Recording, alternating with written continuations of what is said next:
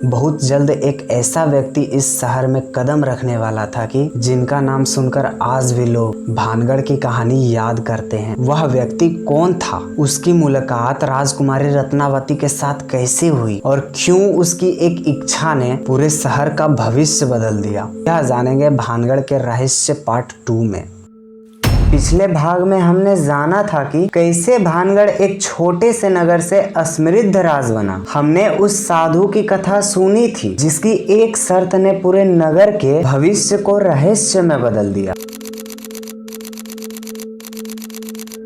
लेकिन भानगढ़ की सबसे प्रसिद्ध कहानी अभी शुरू ही हुई है। एक ऐसा कहानी जिसमें है प्रेम, जुनून, शक्ति, अहंकार और विनाश। और इसी कहानी ने भानगढ़ को सदियों तक लोगों की जुबान पर जिंदा रखा। अध्याय 1, भानगढ़ की सबसे सुंदर राजकुमारी। उस समय भानगढ़ स्वर्ण काल में था, नगर असमृद्ध था, व्यापार फल फूल रहा था, चारों ओर खुशहाली थी। और इसी भानगढ़ में रहती थी एक राजकुमारी जिसका नाम था रत्नावती। कहा जाता है कि वह केवल सुंदर ही नहीं थी, वह बुद्धिमान भी थी, साहसी थी और अपने फैसले स्वयं लेने वाली थी। दूर दूर के राज्यों में उसकी सुंदरता का चर्चे होते थे। अनेक राजकुमार उससे विवाह करना चाहते थे, लेकिन रत्नावती किसी भी निर्णय लेने में जल्दबाजी नहीं करती थी। वह लोगों के उनके पद से नहीं, उनके चरित्र से पहचानती थी और शायद यही उसकी सबसे बड़ी ताकत थी। अध्याय 2, रहस्यमयी तांत्रिक सिंघिया। उसी में भानगढ़ के पास एक व्यक्ति रहता था जिसका नाम था सिंघिया।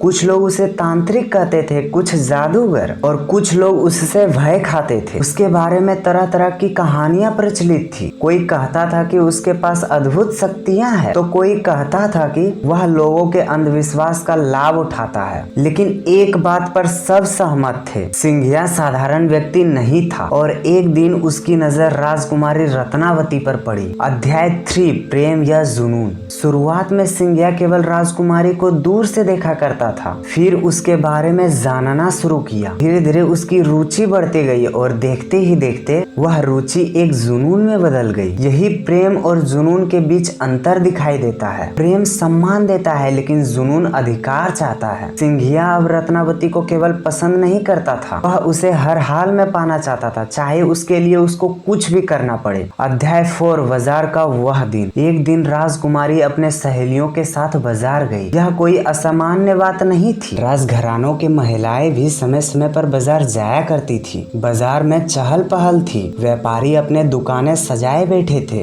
लोग खरीदारी में व्यस्त थे। लेकिन किसी को नहीं पता था कि उसी दिन घटी एक घटना सदियों तक सुनाई जाएगी। राजकुमारी एक इत्र की दुकान पर रुकी, उसे सुगंधित तेल खरीदना था और वहीं सिंघिया भी मौजूद था। अध्याय 5, जादुई इत्र की योजना। लोक कथाओं के अनुसार सिंघिया ने उस इत्र पर तांत्रिक क्रिया की। उसका विश्वास था कि यदि रत्नावती उस इत्र का प्रयोग करेगी तो वह उसके प्रभाव में आ जाएगी, वह उससे प्रेम करने लगेगी और वह फिर उसे आसानी से प्राप्त कर सकेगा। योजना उसे पूर्णतः सफल लग रही थी, लेकिन वह एक बात भूल गया था, रत्नावती केवल सुंदर नहीं थी, वह अत्यंत बुद्धिमान भी थी। अध्याय 6, राजकुमारी की चतुराई। कुछ कथाओं के अनुसार रत्नावती को सिंघिया का चाल का पता चल गया। कुछ लोग कहते हैं कि उसकी सहेलियों ने उसे सावधान किया, कारण चाहे जो भी रहा हो, राजकुमारी ने वह इत्र प्रयोग नहीं किया। उसने वह शीशा उठाई और दूर पड़े विशाल पत्थर पर फेंक दी और यहीं से कहानी अचानक एक नया मोड़ लेती है।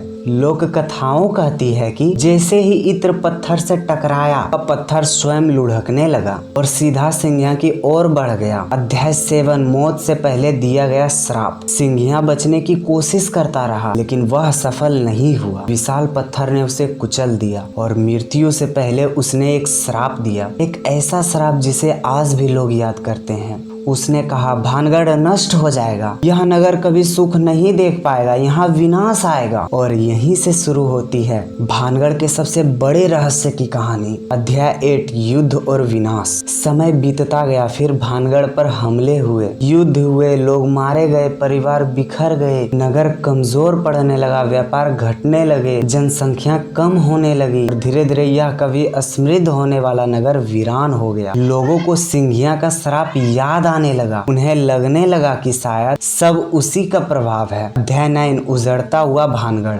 वर्ष गुजरते गए, महल खाली होने लगे, दुकानें बंद हो गई, गलियां सुनसान पड़ने लगी। जहां कभी बच्चों की हंसी गूंजती थी वहां अब केवल हवा की आवाजें सुनाई देती थी। जहां केवल व्यापारियों की पुकार थी वहां अब सन्नाटा छा गया था। धीरे धीरे भानगढ़ अब छोड़ने लगे और एक दिन पूरा नगर वीरान होने लगा। अध्याय 10 जब कहानियां जन्म लेती है। अब वहाँ केवल खंडहर बचे थे, टूटे हुए महल, प्राचीन मंदिर, खाली घर और गहरा सन्नाटा। लेकिन इतिहास गवाह है, जहाँ जवाब नहीं मिलते वहाँ कहानियां जन्म लेती है। जहाँ अंधेरे होता है वहाँ रहस्य पैदा होते हैं, और जहाँ रहस्य होते हैं वहाँ डर भी पैदा होते हैं। भानगढ़ के साथ भी कुछ ऐसा ही हुआ। एक कहानी दूसरी कहानी बनती गई, एक अफवाह दूसरी अफवाह को जन्म देती गई, और धीरे धीरे भानगढ़ भारत की सबसे चर्चित रहस्यों में शामिल हो गया। आखिर सवाल आता है, क्या सच में श्राप था? आज भी इस प्रश्न का कोई निश्चित उत्तर नहीं है। कुछ लोग मानते हैं कि भानगढ़ का विनाश श्राप का परिणाम था, कुछ लोग इसे मात्र लोक कथा मानते हैं, जबकि इतिहासकार युद्ध और आर्थिक कारणों को इसके पतन का मुख्य कारण मानते हैं। लेकिन सच चाहे जो भी हो, एक बात निश्चित है, भानगढ़ अब केवल एक किला नहीं है, यह मानव कल्पना, आस्था, डर और रहस्य का अद्भुत संगम है। लेकिन कहानी अभी पूरी नहीं हुई है, क्योंकि अब सबसे बड़ा प्रश्न सामने आता है, अगर भानगढ़ केवल एक पुराना किला है तो आज भी लोग वहां जाने से डरते क्यों हैं? रात में सुनाई देने वाली अजीब आवाजें की कहानियां कहां से आई? क्या सच में वहां कुछ ऐसा है जिसे विज्ञान आज तक नहीं समझ पाया, या फिर यह सब इंसानी मन का खेल है? इसी रहस्य का पर्दाफाश होगा भानगढ़ का रहस्य भाग 3 में।